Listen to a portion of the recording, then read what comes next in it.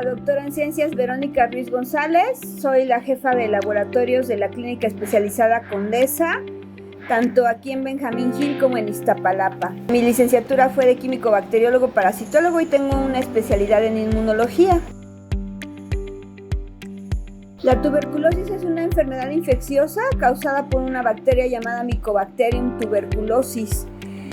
Generalmente tiene una presentación pulmonar, pero también puede haber tuberculosis diseminada y es un gran problema de salud pública desde hace varios años. Se tiene registro de enfermedad pulmonar causada por tuberculosis, registros muy antiguos. La tuberculosis no es una enfermedad como las enfermedades clásicas que causan grandes epidemias, ¿no? Tal vez su método, su forma de contagio no sea de gran diseminación entre varias personas, pero cuando una persona llega a tener tuberculosis y sobre todo tiene un sistema inmune no competente, puede tener consecuencias graves. Hasta hace unos años se asociaba mucho la tuberculosis con condiciones de hacinamiento y sobre todo de pobreza. Se decía que la tuberculosis es la enfermedad asociada a la pobreza, sobre todo porque de manera muy general el sistema inmune tiene la capacidad de controlar a la bacteria y no se observaban tal vez grandes consecuencias. Sin embargo, recientemente esto ha cambiado, sobre todo en México, principalmente yo diría por la gran prevalencia de diabetes mellitus. La diabetes mellitus tiene una fuerte asociación a la baja de las defensas en las personas. Entonces, personas con diabetes mal cuidada, mal manejada, que no está bien controlada, pueden tener problemas de defensas. Además, lo que ya nos enseñó el COVID, ¿no? Personas con sobrepeso que presentan condiciones inflamatorias crónicas, personas con hipertensión también últimamente se están viendo asociadas con cuadros clínicos más severos de tuberculosis. Entonces, considero que la tuberculosis es una enfermedad emergente que, vuelvo a insistir, aunque no tiene una prevalencia muy alta, realmente puede ser un problema de salud pública actualmente. Sí, la tuberculosis tiene un tratamiento. De hecho, el tratamiento en México es por normatividad gratuito. Es un tratamiento que se llama estrictamente supervisado, que una vez que la persona ha sido diagnosticada en la red de diagnóstico del sector salud, debe de recibir el tratamiento que cura la tuberculosis. Al recibir el tratamiento está garantizado también el seguimiento, que es repetir las pruebas de laboratorio para ver si efectivamente se ha curado de tuberculosis. La tuberculosis sí tiene cura y los medicamentos son gratuitos. La principal es el diagnóstico. Tenemos lineamientos normativos para hacer un diagnóstico oportuno de tuberculosis. En teoría, cualquier persona con más de 15 días de tener tos productiva con flemas es el candidato para hacer pruebas de tuberculosis. Sin embargo, a veces se deja de lado y no se hace el diagnóstico. Yo creo que nuestra primera misión ahorita en México sería aumentar el diagnóstico y aumentar el reporte de los casos para poder tener un mejor control de la tuberculosis. La tuberculosis, como otras enfermedades que se pueden transmitir por vía aérea, el uso de cubrebocas es muy importante y muy útil, aunque no detiene por completo la propagación, pero yo recomendaría mucho el uso de cubrebocas, sobre todo en la temporada invernal, más o menos de septiembre a febrero. Es una temporada en la que ya deberíamos de acostumbrarnos a utilizar cubrebocas como un método rutinario de protección, no solo para la tuberculosis, también para otras infecciones que se transmiten por vía aérea. Puede durar mucho tiempo. Las presentaciones clínicas están muy asociadas al sistema inmune de las personas. Generalmente tenemos dolor torácico, debilidad, pérdida de peso, fiebre ocasionalmente y sudoración nocturna. La sudoración nocturna es un signo muy importante para tener en cuenta cuando se tiene tos de más de 15 días acompañada de sudoración nocturna, que el paciente nos refiere que despierta como si estuviera mojado y frío.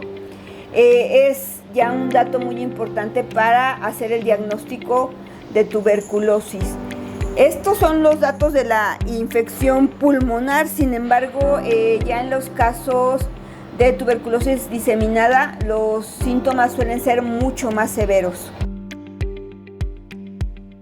Sí, se recomienda el aislamiento, aunque realmente la transmisión entre personas muy cercanas también depende de qué tan productiva sea la tos, si tiene tos con flema, si está escupiendo, digamos, dentro de la casa.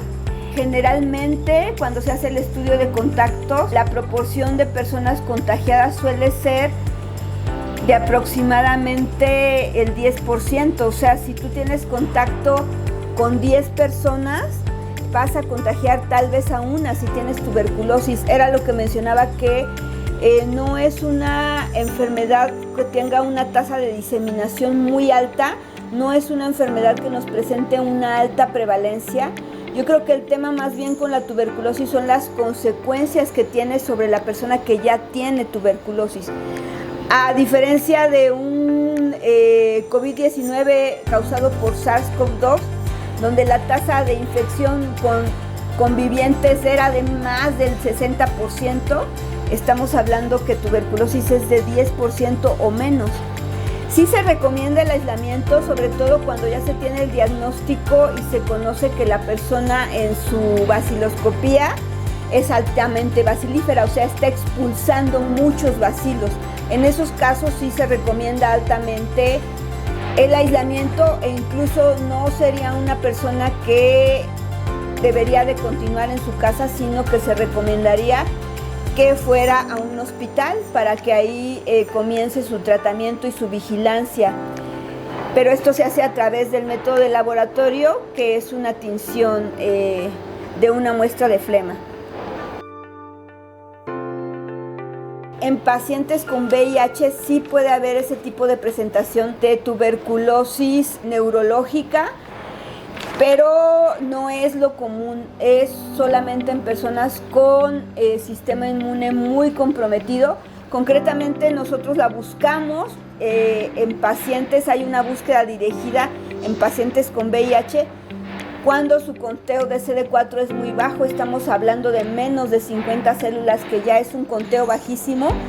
Ahí sí se hace una búsqueda diseminada de varias enfermedades neurológicas, no nada más tuberculosis, como por ejemplo sífilis, porque a veces los síntomas pueden pasar desapercibidos, como dolor constante de cabeza, pero eso es en un periodo muy inicial, pero ya en un periodo avanzado son personas que tienen cuadros muy graves y de necesidades hospitalario.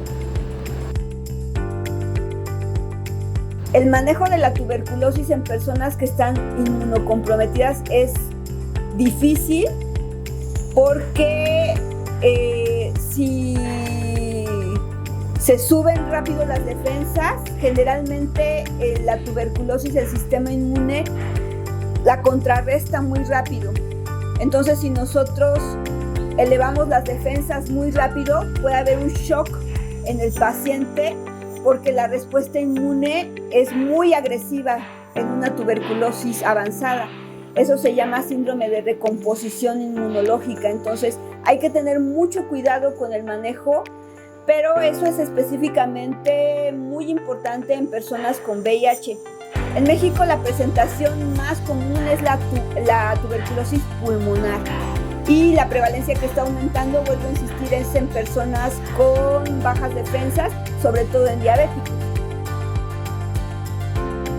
Todavía no tenemos reportes de cepas circulantes en México con alta resistencia. Eso es afortunado, porque si las tendríamos que cambiar totalmente el cuadro de tratamiento que se maneja actualmente. No es el caso.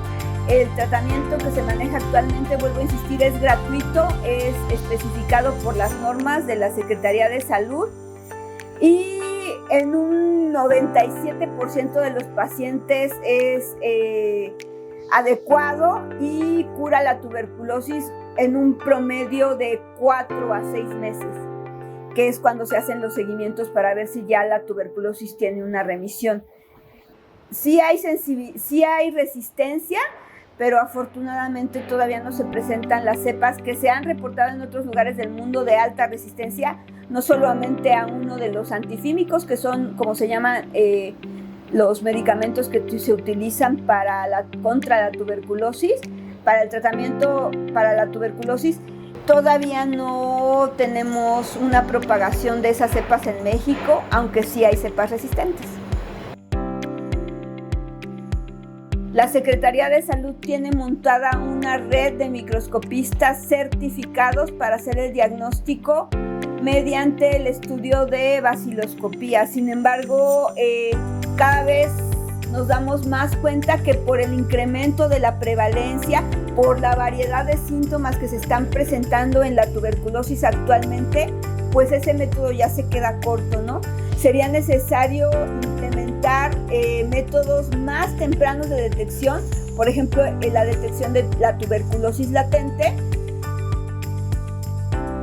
¿Qué decir de tuberculosis latente, no? Yo creo que actualmente, y aprovechando que es el Día Mundial de la Tuberculosis, se debe de poner mucho mayor énfasis en el diagnóstico temprano de la tuberculosis, porque obviamente cuando ya se presentan síntomas, pues es más probable tener un diagnóstico, pero las consecuencias sobre los pacientes pueden ser más importantes. Entonces yo creo que es tiempo de voltear a ver la tuberculosis, de que los médicos generales sospechen de tuberculosis, de que envíen muestras si la persona tiene más de 15 días tosiendo y pues mejorar el diagnóstico para tener unas detecciones más tempranas. Yo creo que eso sería muy importante en México. Hay que mejorar el diagnóstico, actualizar al personal médico para que sospeche de tuberculosis, y yo creo que eso nos va a traer un gran costo-beneficio, porque si tú diagnosticas tuberculosis oportunamente, los pacientes no van a llegar a tercer nivel de atención, no vamos a tener complicaciones graves en tuberculosis pulmonar, y pues es un ganar-ganar para toda la población.